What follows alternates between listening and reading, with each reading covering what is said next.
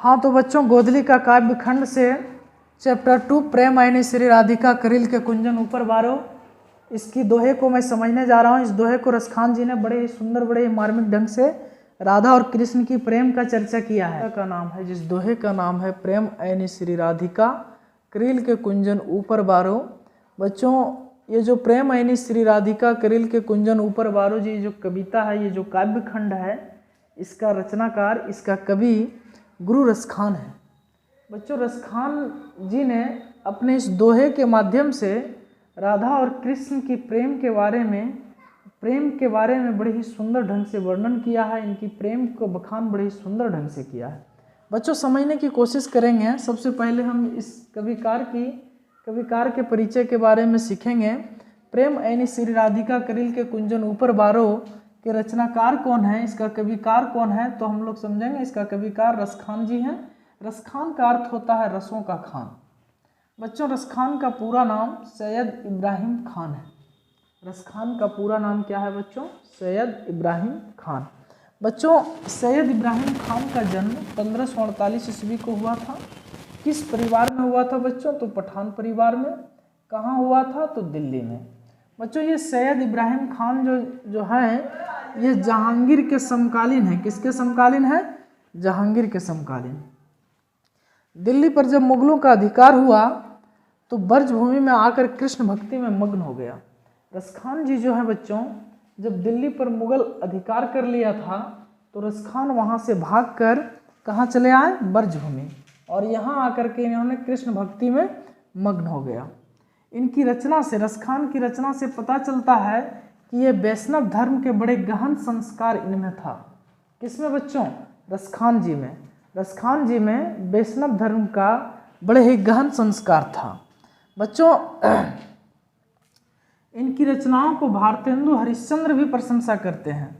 ये जो प्रेम ऐनी श्री राधिका करील के कुंजन ऊपर बारो, इनकी जितनी भी रचना है, रसखान का जितनी भी रचना है, इसकी प्रशंसा भारतेंदु हरिश्चंद्र भी करते हैं। 252वां वैष्णवों की वार्ता से यह पता चलता है कि गोस्वामी विठलनाथ ने इन्हें पुष्टि मार्ग की दीक्षा दी थी। किसको? रसखान को पुष्टि मार्ग की दीक्षा दी थी।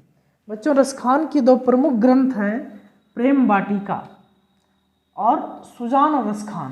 प्रेम वाटिका को इन्होंने लिखा था 1610 ईस्वी में, जिसमें बच्चों प्रेम निरूपण यानी राधा और कृष्ण की प्रेम निरूपण का वर्णन है। और सुजान और रसखान में बच्चों दूसरा जो ग्रंथ है सुजान और रसखान, इसमें कृष्ण की भक्ति का वर्णन है। किसका वर्णन है? कृष्ण की भक्ति का वर्णन है। बच्चों, रसखान ने कृष्ण की लीला का वर्णन सवैयों में किया है। किसमें किया है बच्चों? सवैयों में किया है। तो ये हमारा प्रेम ऐनी श्री राधिका के रचनाकार रसखान का पूरा परिचय था। इस कविकार के परिचय के बारे में था। एक बार मैं फिर से इस ऑब्जेक्टिव को रिपीट करना चाहता हूँ। देखूंगा कौन कौन बच्चे समझ पाएँ और कौन कौन बच्चे इसका स्पष्ट जवाब दे पाएंगे। प्रेम ऐनी श्री राधिका करील के कुंजन ऊपर बारो के रचनाकार कौन है? तो बच्चों आपका जवाब होना चाहिए रसखान। अगर आपसे एग्जाम में पूछे कि रसखान का पूरा नाम क्या है, तो बच्चों आपका जवाब होना चाहिए सैयद इब्राहिम खान। अगर पूछे कि सैयद इब्राहिम खान का जन्म कब हुआ था, तो 1548 ईस्वी में। किस परिवार में हुआ था? तो पठान परिवार में। कहाँ हुआ था? तो दिल्ली में। बच्चों, पूछा जाएगा कि रसखान जी किसके समकालीन थे, तो आपको जवाब देना है जहांगीर के समकालीन। किसके समकालीन? जहांगीर के समकालीन। बच्चों, पूछा जाएगा कि दिल्ली पर जब मुगलों का अधिकार हुआ तो वो कहाँ जा कर के बसा? तो ब्रजभूमि में। और वहाँ उन्होंने किसकी भक्ति में मग्न हो गया? तो कृष्ण की भक्ति में मग्न हो गया। बच्चों, पूछा जाएगा कि रसखान की रचना से क्या पता चलता है, ये किस धर्म का इस पर बड़ा गहन संस्कार था? तो जवाब होना चाहिए वैष्णव धर्म का। किस धर्म का? वैष्णव धर्म का। अगला क्वेश्चन पूछा जाएगा कि इनकी रचनाओं को किसने प्रशंसा किया? तो भारतेंदु हरिश्चंद्र ने। पूछा जाएगा कि इन्हें पुष्टि मार्ग की दीक्षा किसने दी? तो गोस्वामी विठलनाथ ने। किसने? गोस्वामी विठलनाथ ने। पूछा जाएगा बच्चों इनके प्रमुख दो ग्रंथ कौन कौन सा है? तो आपका जवाब होना चाहिए प्रेम वाटिका, सुजान और रसखान। प्रेम वाटिका, सुजान और रसखान। प्रेम वाटिका को इन्होंने कब लिखा? तो 1610 ईस्वी में। पूछा जाएगा रसखान ने कृष्ण की लीला का वर्णन किस में किया? तो सवैयों में किया। बच्चों, ये तो बच्चों गोदली का काव्य खंड से चैप्टर 2 प्रेम ऐनी श्री राधिका करील के कुंजन ऊपर बारो। इसकी दोहे को मैं समझने जा रहा हूँ। इस दोहे को रसखान जी ने बड़े ही सुंदर, बड़े ही मार्मिक ढंग से राधा और कृष्ण की प्रेम का चर्चा किया है। तो बच्चों समझने की कोशिश करेंगे। इस दोहे का पहला लाइन है, प्रेम ऐनी श्री राधिका प्रेम बरन नंद नंद। यानी प्रेम ऐनी श्री राधिका प्रेम बरन नंद नंद का मतलब होता है कि श्री राधिका जो है प्रेम की खजाना है, प्रेम का आईना है। प्रेम ऐनी श्री राधिका यानी प्रेम का खजाना, प्रेम का आईना श्री राधिका है। प्रेम बरन नंद नंद, और नंदन का जो नंद है, नंद का जो पुत्र है, उसका व्रण कैसा है? प्रेम। प्रेम व्रण श्यामला रंग को कहता है बच्चों। तो कृष्ण का रंग कैसा है? श्यामला। इसीलिए प्रेम बरन नंद नंद, यानी नंद का जो पुत्र है वो प्रेम बरन है। प्रेम वाटिका के दो माली माली द्वंद्व, ये दोनों जो है राधा कृष्ण, ये दोनों जो है प्रेम वाटिका के दो माली और मालिन है बच्चों। अगला लाइन कह रहा है, मोहन छवि रसखान लिखो अब दृग अपने नाही। यानी रसखान जी ने जिस दिन से मोहन की छवि को लिखा था, ये दृश्य, ये आंख अब उसका अपना नहीं रह गया। मोहन छवि रसखान लखी अब दृग अपने नाही। यानी मोहन ने जिस दिन से रसखान ने मोहन की छवि को लिखा था, उस दिन से अब इसका दृग, इसका आंख अपना नहीं रह गया है। अंचे आवत धनुष से छूटे सर से जाएं। जिस तरह धनुष से तीर छूट करके दूर चला जाता है और पुनः फिर वापस नहीं आता है, उसी तरह कवि रसखान का नेत्र भी, दृश्य भी, दृग भी छूट करके मोहन की छवि को देख करके उसी की ओर चला गया और पुनः वापस लौट करके नहीं आता है। कहता है, मो मन मानिक ले गयो चीते चोर नंद नंद। मो मन मानिक ले गयो, मेरे मानिक जैसे, मेरे रत्न जैसे मन को ले गया है कौन? चित चोर नंदन नंद। चित चोर किसको कहा गया? कृष्ण को कहा गया, जो चित्त की चोरी कर सकता है, चित्त का हरण कर सकता है। चित्त का हरण करने वाले कौन है बच्चों? तो कृष्ण है। तो उसको चित्त चोर कहा गया। क्या कहा गया बच्चों? चित्त चोर कहा गया है। यानी नंदन का नंद मेरे मानिक जैसे मन को, मेरे चित्त को चोरी करके ले गया। मो मन मानिक ले गयो चीते चोर नंद नंदन। यानी चित्त चोर नंदन नंद मेरे मन, मानिक जैसे मन को चोरी कर लिया है।